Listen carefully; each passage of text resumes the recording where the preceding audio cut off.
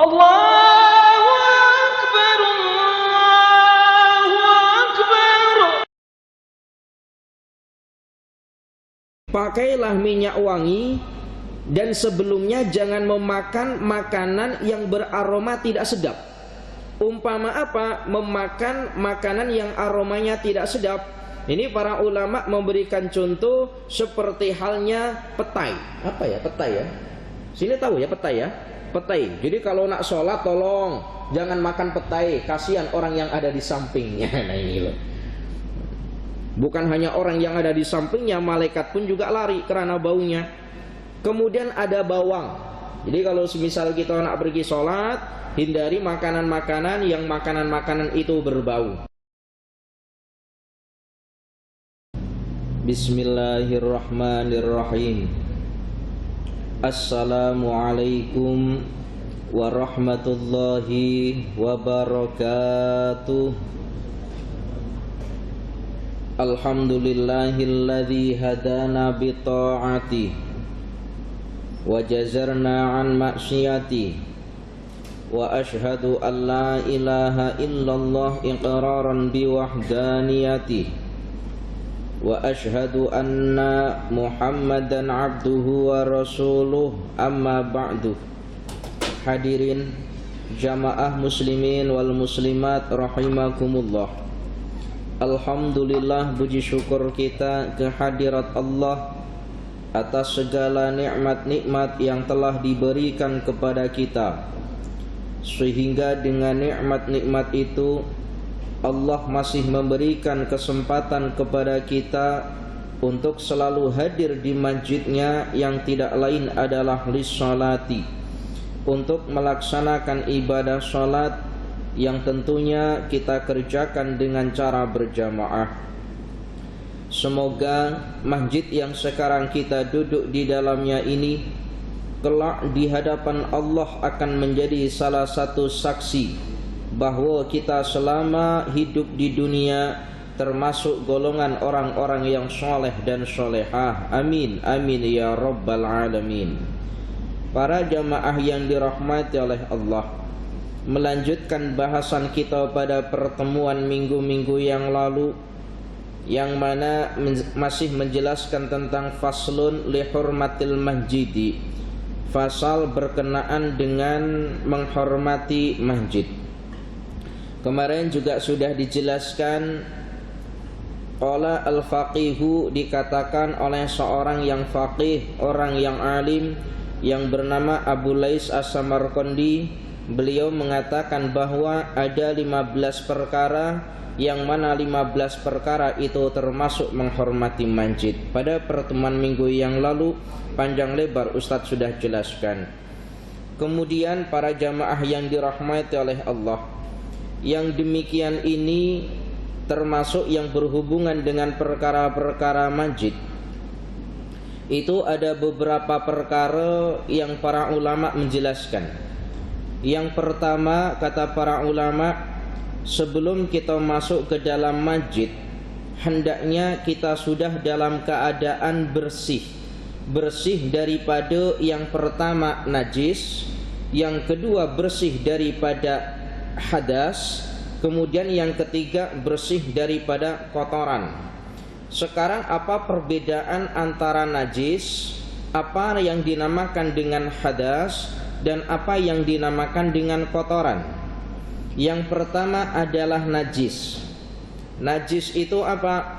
Para jamaah yang dirahmati oleh Allah, kita tahu najis itu terbagi menjadi 3. Yang pertama adalah najis mukhaffafah, atau yang dinamakan dengan najis yang ringan. Najis mukhaffafah ini umpama najisnya apa? Umpama najisnya air kencingnya bayi laki-laki yang usianya kurang daripada 2 tahun dan dia belum minum, belum makan apa-apa kecuali air susu ibunya. Maka kencingnya ini dinamakan dengan najis mukhaffafah, najis yang ringan, ringan untuk dibersihkan, ringan untuk disucikan. Bagaimana cara mensucikannya? Cukup dengan kita percikkan apa? percikan ya, percikan air. Cukup kita percikan air di bagian tempat di mana yang terkena najis. Bila kering sudah hukumnya suci. Mudah. Tapi beda lagi kalau semisal bayinya laki-laki, meskipun usianya kurang daripada 2 tahun, tapi sudah makan burger, sudah makan ayam, ada. Jadi bayi usianya kurang daripada 2 tahun sudah makan umpama orang dewasa, maka air kencingnya tidak lagi dihukumi najis mukhaffafah. Kemudian yang kedua ada namanya najis mutawassithah.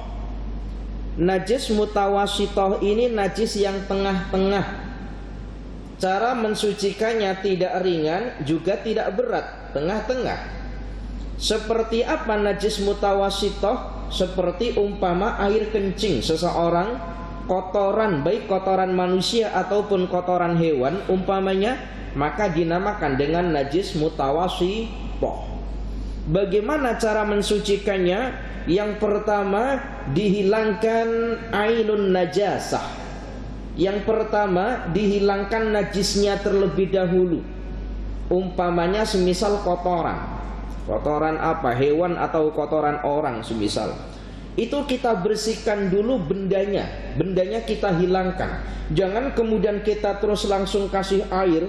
Ada lantai. Lantai itu terkena najis. Baik najisnya berupa air kencing ataupun kotoran, baik kotoran manusia ataupun kotoran hayawan, kemudian kita letak air, maka semua lantai akan berubah menjadi najis. Cukup kita hilangkan ainun najasah, bendanya kita hilangkan terlebih dahulu. Selepas bendanya hilang, kemudian sifat-sifatnya kita hilangkan pada lokasi atau tempat yang terkena najis. Sifat itu umpama apa? Yang pertama, warnanya kita hilangkan dengan menggunakan air, kemudian kita sapu dengan tisu atau dengan menggunakan kain, kemudian tisu kita buang, kemudian masih ada baunya, kita letak air, kemudian kita keringkan dengan menggunakan tisu, kemudian kita buang tisu itu. Kalau semisal warnanya, baunya sudah tidak ada, maka sudah dihukumi suci. Itu cara membersihkan najis mutawassithah. Kemudian yang ketiga dinamakan dengan najis mughalladhah. Apa ini najis mughalladhah? Najis yang berat, yang cara mensucikannya tidak umpama najis mutawassithah. Najis mughalladhah ini umpama najisnya apa? Umpama najis yang sumbernya daripada anjing ataupun babi, jilatan. Jadi kalau semisal ada benda, yang benda itu kena jilat anjing, kena jilat anjing atau jilat babi, atau semisal begini, lantainya basah, lalu di atas lantai itu ada anjingnya atau ada babinya, maka ini dihukumi dengan najis mughalladhah. Asalkan salah satunya itu basah, maka dihukumi najis mughalladhah. Tapi kalau kedua-duanya kering, kaki anjingnya kering, kemudian tempat yang dipijak oleh anjing itu juga kering, maka hukumnya tidak najis. Paham ini ya? Bagaimana cara mensucikan najis mughalladhah yang sumbernya daripada anjing ataupun babi? Maka di dalam banyak kitab fiqh dijelaskan kena dibasuh sebanyak 7 kali, yang salah satunya dicampur dengan turab atau debu atau tanah. Begitulah cara mensucikannya. Kemudian yang kedua dinamakan dengan hadas. Tadi ada najis, ada hadas. Hadas itu apa? Hadas itu pengertiannya begini. Hadas itu adalah sesuatu yang berkenaan dengan hukum yang ada pada tubuh manusia atau pada tubuh kita, yang mana sesuatu itu boleh menghalangi kita untuk melakukan ibadah sholat. Sesuatu hukum yang ada pada tubuh manusia yang menghalangi seseorang untuk sahnya melakukan ibadah sholat, itu dinamakan dengan hadas. Hadas ini terbagi menjadi 2. Ada yang dinamakan dengan hadas kecil atau shaghir, ada yang dinamakan dengan hadas besar atau kabir. Hadas kecil itu umpama apa? Contoh semisal umpamanya kita selepas buang air kencing. Kita buang air kencing, maka kita berhadas. Hadasnya hadas kecil. Bagaimana cara mensuci? Bagaimana cara kita? Jadi umpama kita buang air kencing semisal, kemudian kita bersihkan atau kita sucikan benda kita. Kita tidak ada najis, tetapi kita berhadas. Paham ya ini ya? Jangan sampai tidak paham. Jadi ketika kita kencing atau berak umpamanya, kemudian kita sudah bersihkan, maka kita bersih daripada najis, tetapi kita masih berhadas. Hadasnya hadas apa? Kecil. Bagaimana cara kita boleh keluar daripada hadas kecil ini? Yaitu dengan cara berwudu. Dengan cara apa? Berwudu. Kemudian yang kedua ada dinamakan dengan hadas besar. Hadas besar ini umpama apa? Umpama inzalul mani, umpama keluarnya mani. Umpama lepas berkumpul dengan istrinya, atau perempuan yang selepas suci daripada haidnya, maka orang ini dinamakan dengan hadas besar. Bukan najis tapi hadas. Bagaimana cara mensucikan hadas tersebut? Dengan cara mandi besar atau yang dinamakan dengan mandi jinabat. Para jamaah yang dirahmati oleh Allah. Nah ini Ustaz nak terangkan perihal tentang mandi jinabat, penting sekali. Kalau semisal kita mandi jinabat, para jamaah yang dirahmati oleh Allah, itu terkadang kita mandi jinabat, terkadang kita mandi itu dengan menggunakan ini, apa namanya, bekas besar kayak gitu, apa namanya di sini namanya? Apa? Baldi lah, baldi ya, baldi yang besar umpamanya. Air daripada atas turun ke bawah, kemudian kita pakai gayung. Hati-hati kalau semisal yang demikian ini ada air itu sampai memercik kepada tadi itu, kembali kepada baldi tersebut, maka hukumnya adalah ma'ul musta'mal, tak sah mandi jinabat kita. Kemudian yang demikian ini dibahas oleh para ulama. Kecuali, jadi ketika kita ini ambil gini ya, kemudian air itu memercik ke baldi tadi, maka baldi tadi dinamakan ma'ul musta'mal. Kecuali, perhatikan molek-molek, kecuali sebelum kita mengambil air tersebut kita sudah niat mandi jinabat. Maka ketika kita sudah niat mandi jinabat, ketika air itu memercik kembali ke baldi tadi itu, maka bukan dikatakan lagi sebagai ma'ul musta'mal. Tapi kalau semisal kita belum niat, kita ambil airnya, kita buat mandi, kemudian air itu memercik kembali lagi, maka dinamakan ma'ul musta'mal. Paham ya ini ya?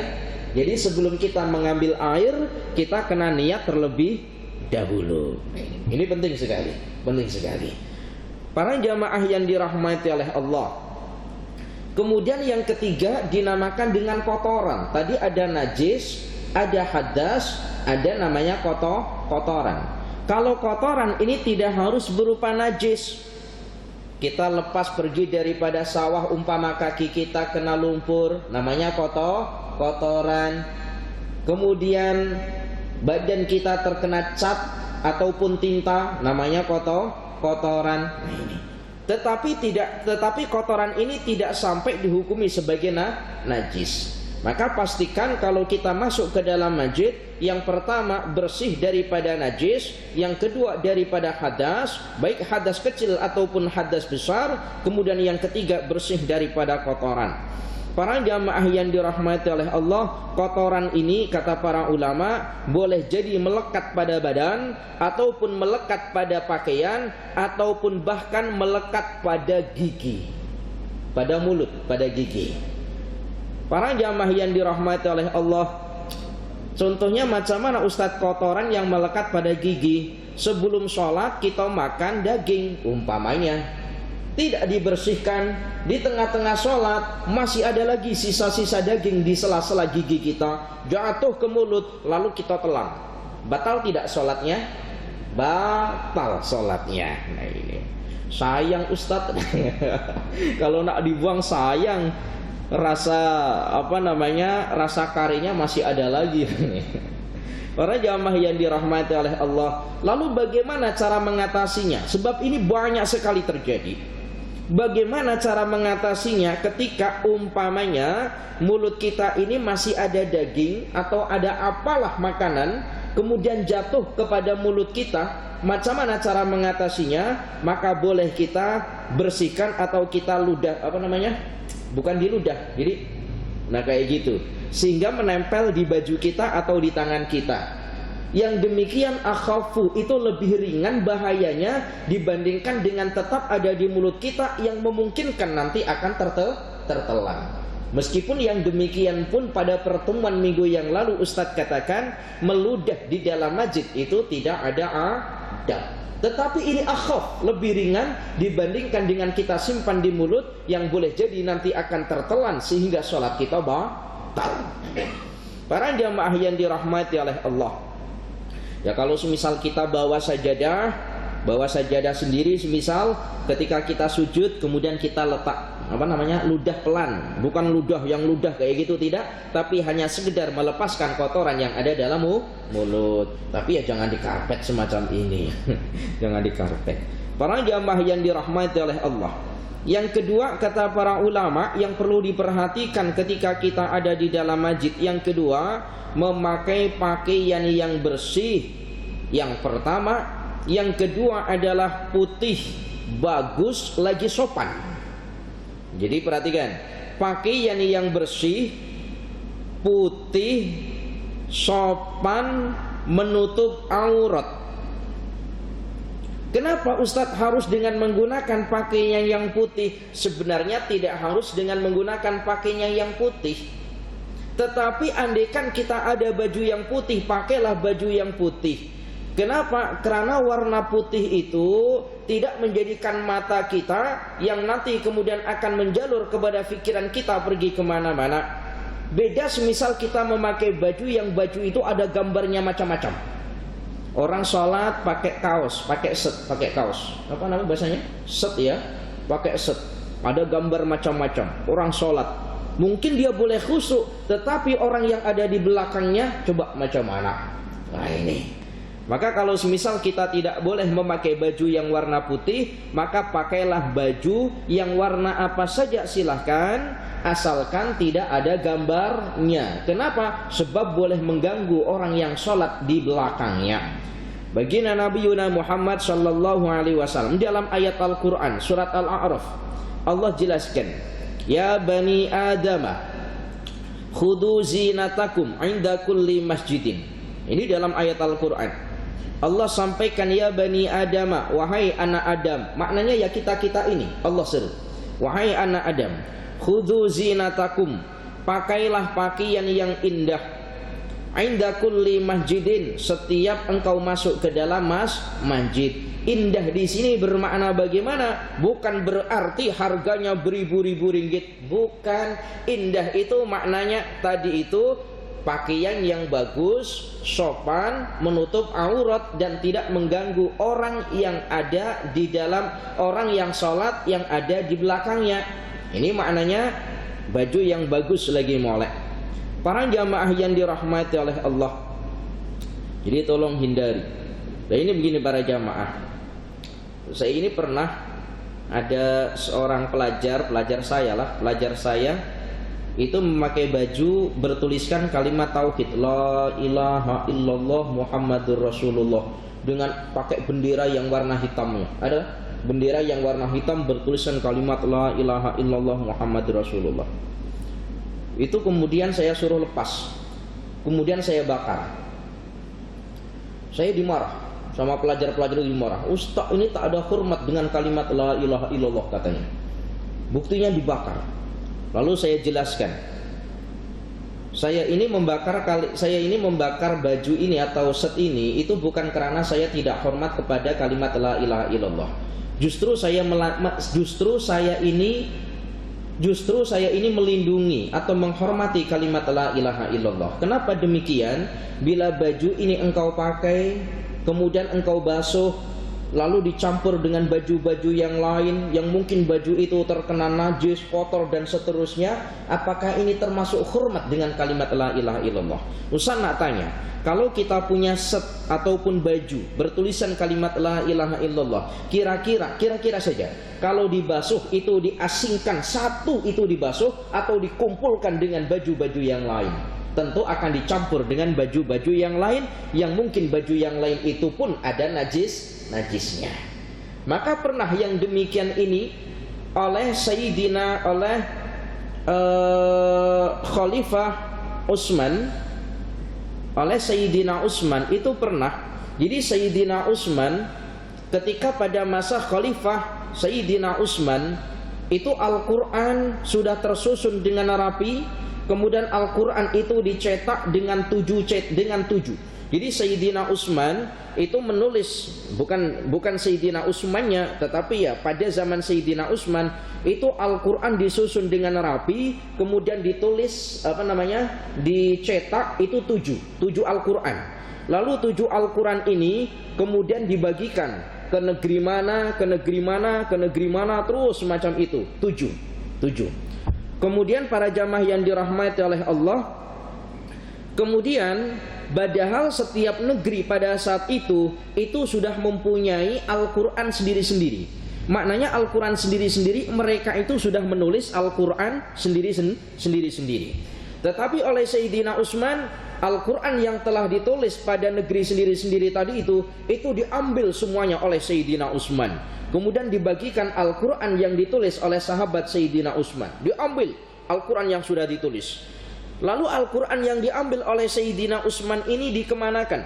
Apakah disimpan di ma'mal ataupun perpustakaan? Tidak. Tetapi oleh Sayyidina Utsman dibakar. Lalu ditanya, wahai Sayyidina Utsman, engkau membakar Al-Quran ini, kau tidak ada hormat dengan Al-Quran. Bukan, justru aku melindungi daripada kesalahan Al-Quran. Takut apabila Al-Quran ini semua tiap negeri mencetak, menulis sendiri-sendiri, takut Al-Quran itu punya versi-versinya. Al-Quran versi Kelantan, Al-Quran versi Selangor, Al-Quran versi Perlis umpamanya, beda-beda, membingungkan umat. Maka Al-Quran yang sekarang kita baca dinamakan dengan Mushaf Utsmani. Para jamaah yang dirahmati oleh Allah. Kemudian yang ketiga, pakailah minyak wewangian. Minyak wangi maknanya. Pakailah minyak wangi dan hindari sebelumnya memakan makanan yang beraroma sedap. Apa ini Mas Emi? Pakailah minyak wangi dan sebelumnya jangan memakan makanan yang beraroma tidak sedap. Umpama apa? Memakan makanan yang aromanya tidak sedap. Ini para ulama memberikan contoh seperti halnya petai. Apa ya petai ya? Sini tahu ya petai ya? Petai. Jadi kalau nak sholat tolong jangan makan petai, kasihan orang yang ada di sampingnya. Nah ini loh. Bukan hanya orang yang ada di sampingnya, malaikat pun juga lari karena baunya. Kemudian ada bawang. Jadi kalau semisal kita nak pergi sholat, hindari makanan-makanan yang makanan-makanan itu berbau. Kenapa? Baginda Nabi Muhammad sallallahu alaihi wasallam bersabda, man akala, sesiapa yang makan min hadhihi syajarati, daripada pokok ini. Pokok ini maknanya bagaimana? Maknanya pokok ini ya tadi itu pokok yang berbau atau makanan-makanan yang baunya tidak sedap. Fala ya'tiyanna al-masjidah, maka orang tersebut jangan pergi ke masjid, kata baginda Nabi. Jadi jangan memakan daripada pokok ini. Pokok ini apa? Ya tadi itu umpama petai, umpama jengkol. Apa jengkol itu? Tahu jengkol? Di sini apa namanya? Gering. Yang bulat-bulat kayak gitu.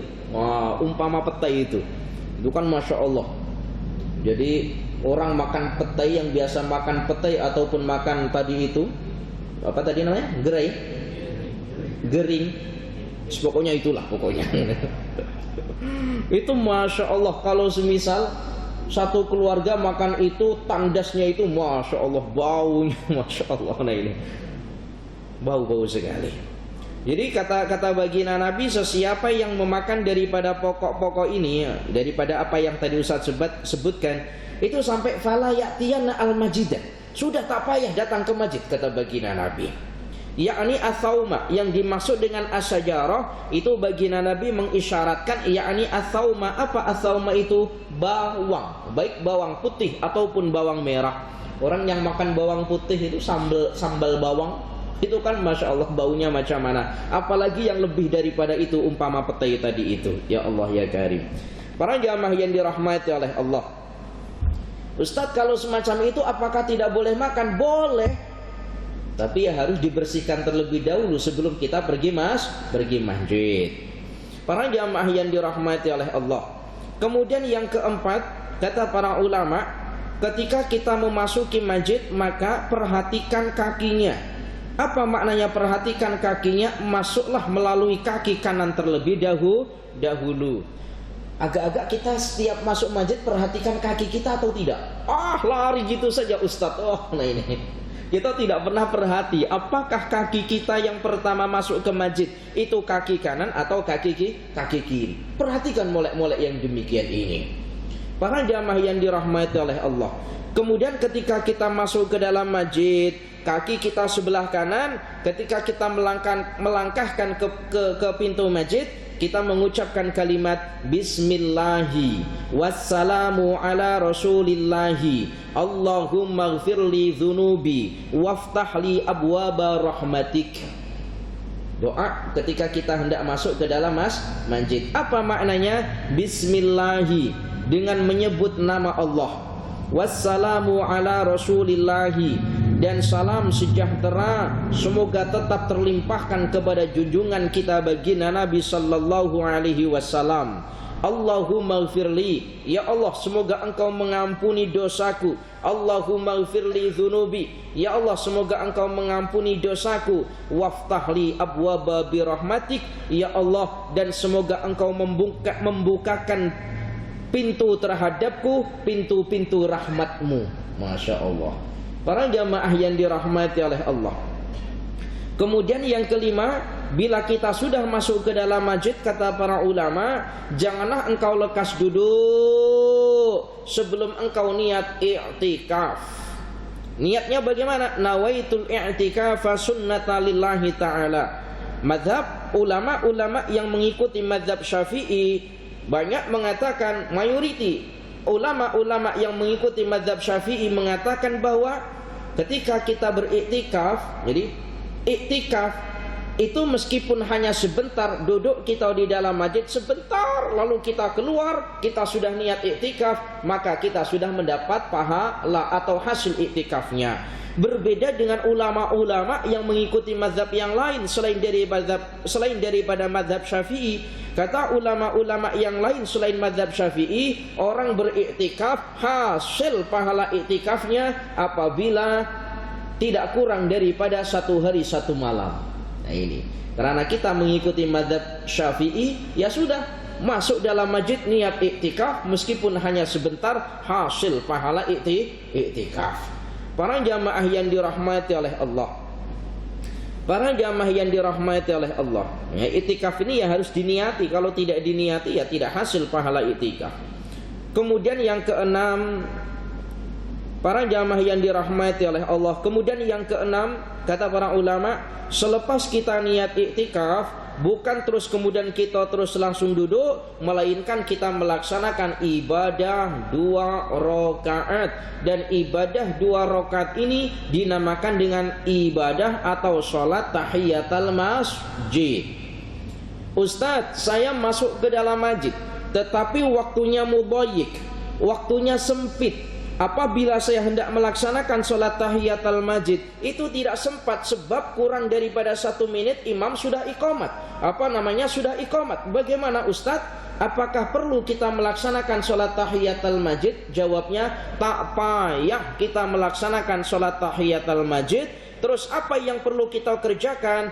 Yang perlu kita kerjakan karena masanya sempit, tidak sempat untuk kita melaksanakan sholat tahiyatul masjid. Yang perlu kita kerjakan adalah dengan mengucapkan kalimat Subhanallahi walhamdulillahi wa la ilaha illallah wallahu akbar. Yang demikian ini, kalimat ini dibaca 3 kali atau 4 kali. Ada yang mengatakan dibaca 3 kali bagi mereka yang tidak punya wudu, dan 1 kali dibaca bagi mereka yang punya wudu. Kenapa? Sebab membaca 3 kali Subhanallahi walhamdulillah wa la ilaha illallah wallahu akbar, ini pahalanya umpama kita melaksanakan ibadah sholat tahiyatul masjid. Boleh paham ya? Ustaz ulangi. Apabila kita masuk di dalam masjid, waktunya mudhayak. Mudhayak itu maknanya sempit. Tidak sempat kita melaksanakan sholat tahiyatul masjid sebab dekat-dekat iqamat. Apa yang harus kita kerjakan? Tak payah sholat tahiyatul masjid, karena kita mungkin akan tertinggal daripada ibadah sholat berjamaah. Jadi cukup kita mengucapkan kalimat apa? Subhanallahi walhamdulillahi wa la ilaha illallah wallahu akbar, dibaca 3 kali atau dibaca 4 kali. Lalu ada keterangan para ulama menjelaskan dibaca 3 kali bagi mereka yang tidak ada wudu, dan dibaca 1 kali bagi mereka yang punya wudu. Dengan cara membaca demikian, itu pahalanya sudah sebanding dengan sholat tahiyatul masjid. Boleh paham ya ini ya? Alhamdulillah. Para jamaah yang dirahmati oleh Allah. Kemudian yang ketujuh, para jamaah yang dirahmati oleh Allah. Yang ketujuh, dan ini sudah pernah saya sampaikan, tapi ini disampaikan oleh ulama yang lain. Yang ketujuh adalah tidak mengotori masjid dengan membuang sampah di dalam masjid atau dengan cara meludah di dalam masjid.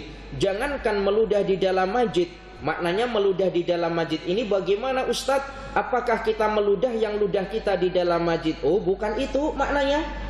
Yang dinamakan meludah di dalam masjid adalah para ulama memberikan contoh, umpamanya ada tingkap masjid, kita buka, posisi kita masih di dalam masjid, lalu kita meludah meskipun keluar, itu namanya tidak hormat kepada masjid. Paham ya? Apalagi ludahnya dibuang di dalam masjid, lebih lagi. Nah ini perlu diperhatikan. Terus bagaimana Ustadz kalau kita nak meludah? Kita nak buang dahak atau nak meludah bagaimana? Kalau memungkinkan ya terus kita keluar, kita buang di luar. Para jamaah yang dirahmati oleh Allah, ya terkadang kan dahak ataupun dahak ya, khasnya dahak itu terkadang kan keluar, yang keluar itu terkadang tidak kita sengaja kan, kita batuk kemudian keluar dahak, kan biasa semacam itu. Nah kalau memungkinkan ya kita buang di luar. Para jamaah yang dirahmati oleh Allah, para jamaah yang dirahmati oleh Allah, ada satu bahasan begini. Dahak, ketika kita melaksanakan ibadah sholat, lalu kita dahak. Di sini apa bahasanya ya? Dahak ya, berdahak. Ketika kita melakukan ibadah sholat, di tengah-tengah kita melakukan ibadah sholat, lalu kita berdahak, lalu keluarlah dahak itu di mulut kita. Di sini. Bagaimana Ustadz hukumnya kalau semisal ditelan? Apakah batal sholatnya atau tidak?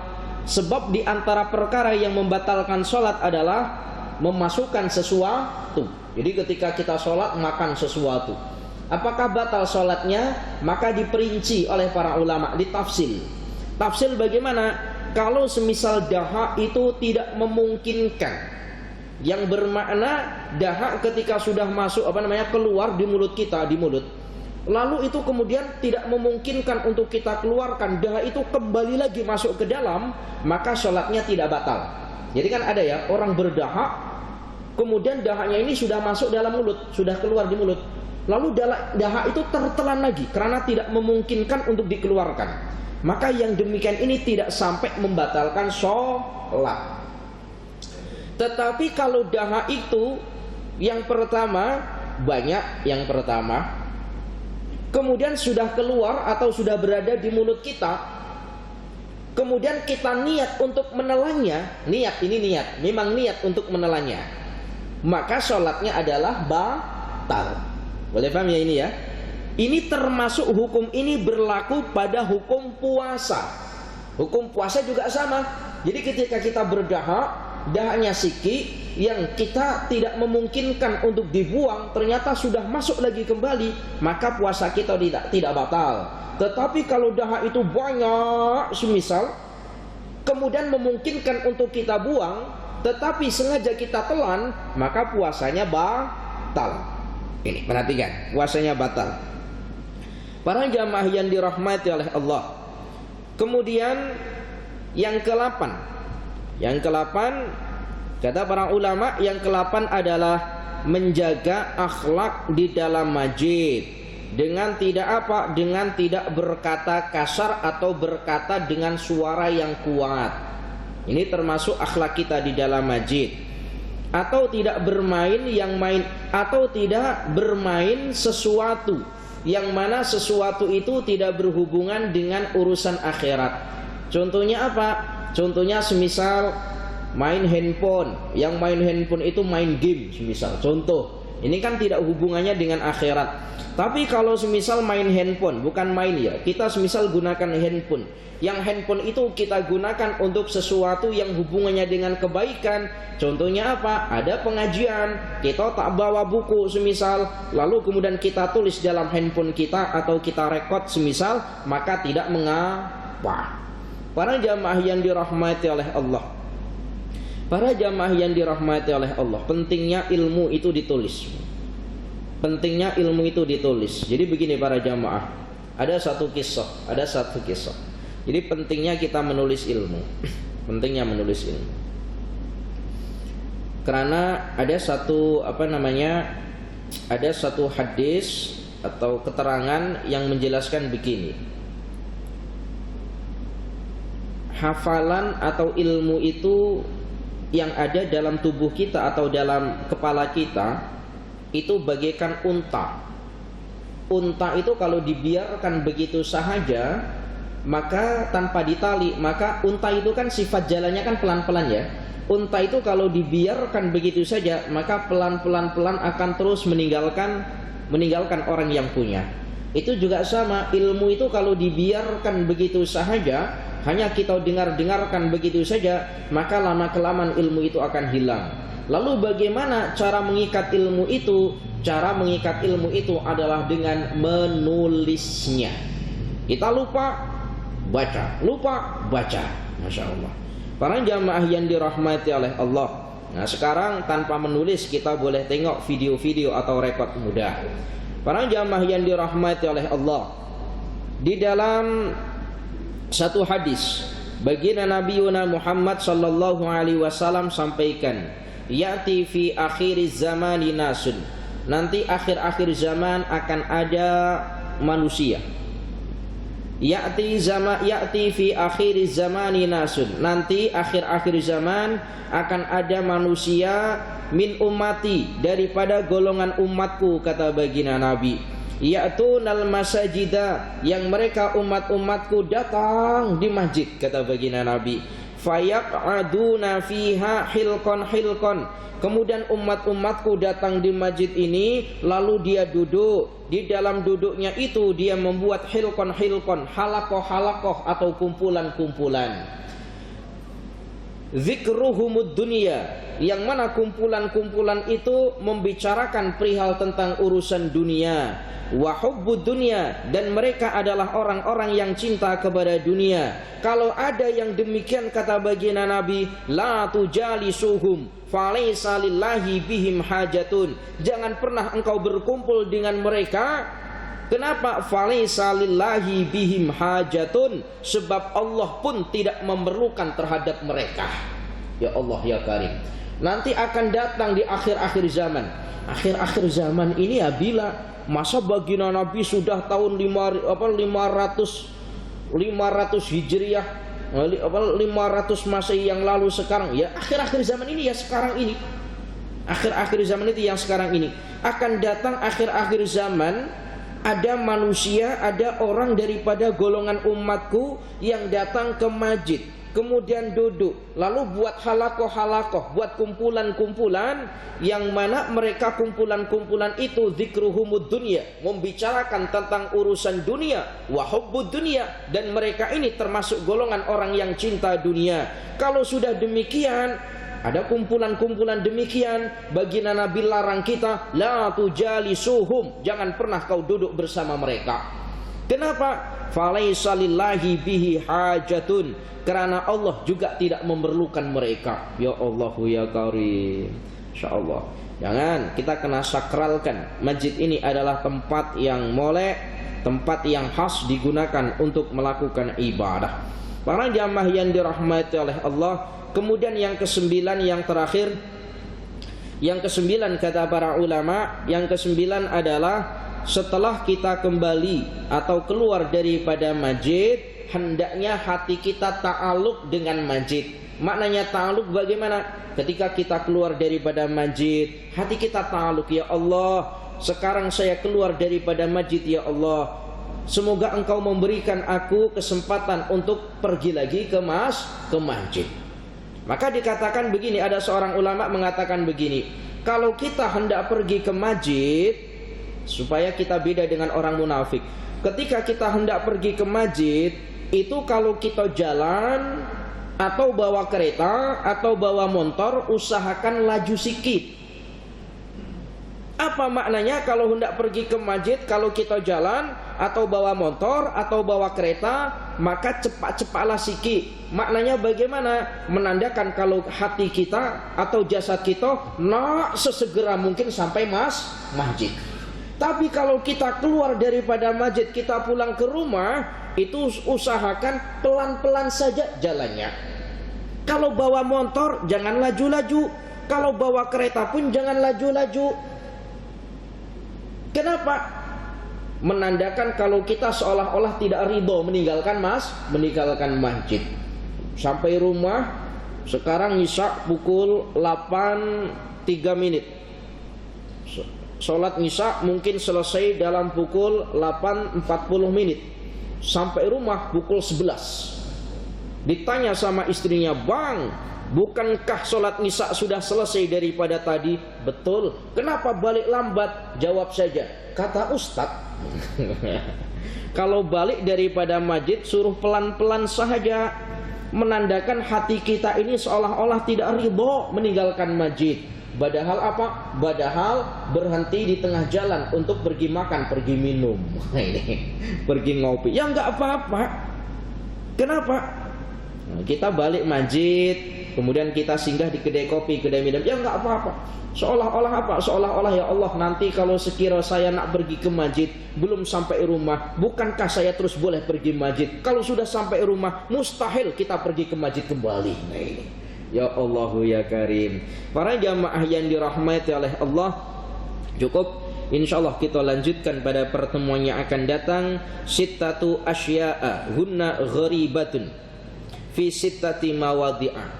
Pada kesempatan yang akan datang, Ustadz akan sampaikan ada 5 perkara, ada 6 perkara yang pelik, ada 6 perkara yang gharib. Gharib ini maknanya adalah, gharib itu maknanya asing.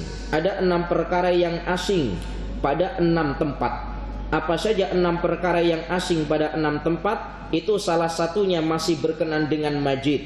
Apabila ada masjid, yang masjid itu dibina di tengah-tengah kaum, yang kaum itu tak nak mendatangi masjid, maka masjid itu akan menjadi asing. Masjid itu, ada satu masjid dibina di tengah-tengah kaum atau di tengah-tengah orang kampung, yang orang kampungnya tak nak pergi ke masjid, maka masjid itu akan menjadi asing.